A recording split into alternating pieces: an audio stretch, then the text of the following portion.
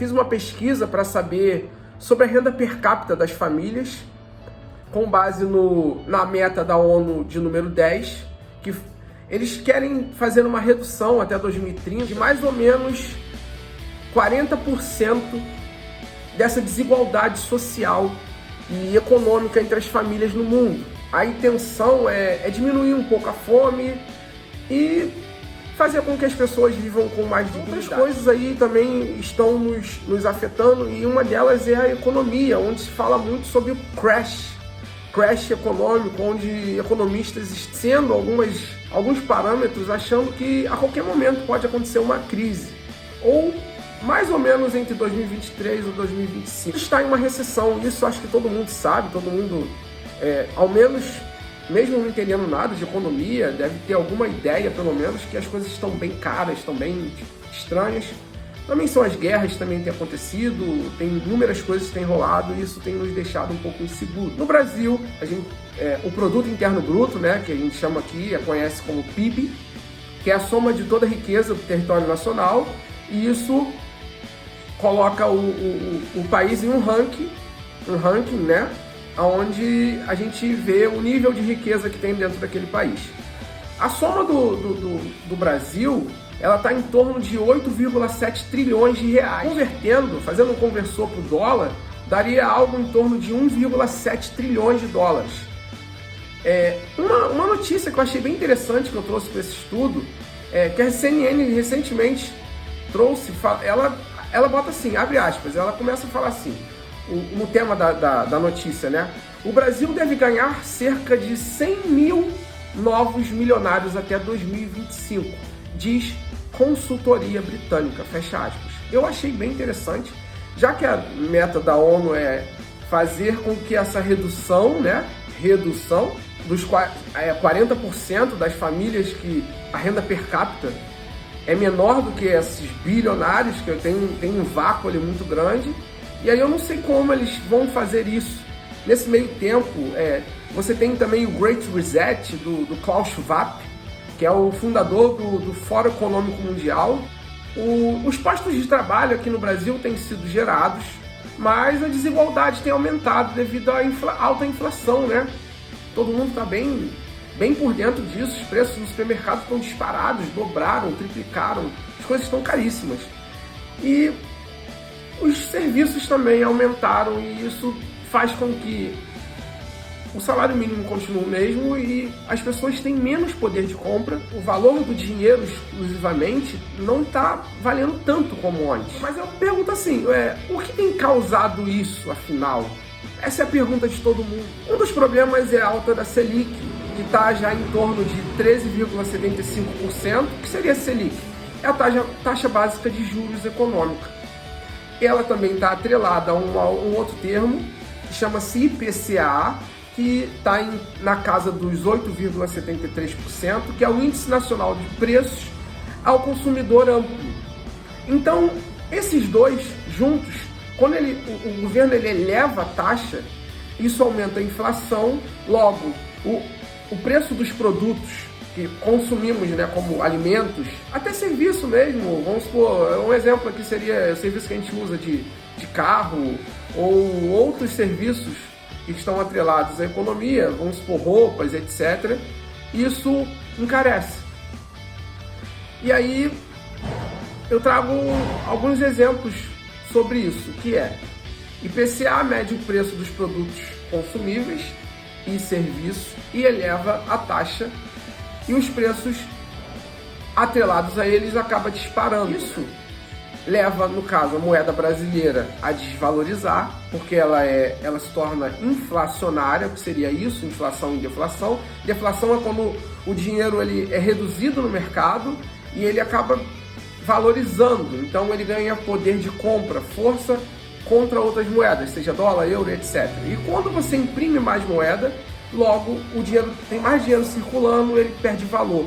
E aí você também faz a inflação aumentando. Essa taxa, qualquer dinheiro que uma pessoa que tenha dinheiro para investir, ele bota ali ao ano 13%, isso é altíssimo. Ele não vai precisar ir para uma renda variável, que seria ações, por exemplo, ou outros tipos de investimentos que tem altamente arriscado, ou criptomoedas, que é muito volátil. Já para os pobres, isso faz com que algumas pessoas já pobres passam a ser miseráveis. Os dados do Fundo Monetário Internacional, que se chama o FMI, apontam que a economia mundial cresceu cerca de 3,4% e ao ano, isso no período de 1980, onde começou esse estudo, né, por esse órgão, até 2022, esse ano recente. As economias ricas cresceram cerca de 2,3%. Os países em desenvolvimento 4,5%, a Ásia cresceu cerca de 7% na pandemia. Então foi os países, exclusivamente a China, onde cresceu mais que todos os países do mundo. Então o PIB dele disparou. Quando todo mundo estava em crise, a China estava disparando e estava crescendo a economia. Isso é perigoso porque isso nos remete a uma nova ordem mundial. O país governar o mundo e isso faz com que os Estados Unidos percam a sua soberania. A África subsaariana cresceu 4%, a América Latina e Caribe 2,5% no período de 47 anos. Eu trouxe alguns dados também sobre os 10 países mais ricos do mundo. Isso parece meio contraditório e o Brasil ele encontra-se ali no 9º país mais rico do mundo. Ele está com 1, aqui nesse dado ele teve uma diferença do dado que eu acabei de trazer, mas ele está com 1,8 trilhão de dólares. Em primeiro lugar vem Estados Unidos com 18,6 trilhões, China em segundo lugar com 11,2, Japão com 4,9, Alemanha em quarto com 3,4, Reino Unido em quinto lugar com 2,6 trilhões. Na América Latina também me chamou a atenção porque o Brasil não está em primeiro, apesar de ser a 9ª economia do mundo, apesar de ser a economia mais forte na América Latina, mas foi a que menos cresceu. As pessoas que vivem dentro de uma casa, o Brasil está em 10º lugar. Ele está junto com o Equador. E em primeiro lugar vem a República Dominicana com 3% ao ano, a renda per capita lá. Segundo, Panamá, 2,6%. Terceiro, Chile, 2,4%. Quarto, Colômbia, com 1,9%. Eu achei isso bem estranho, mas sobre os 100 milionários que, segundo a CNN, né, nesse estudo, irão ter daqui para 2022 até 2025. Então isso diz que a desigualdade econômica no Brasil é muito grande. E novamente faço essa pergunta, eu não sei como a ONU. E aí depois eu venho trazendo alguns outros dados do Instituto Brasileiro de Geografia e Estatística, o IBGE, que confirmam os dados do FMI.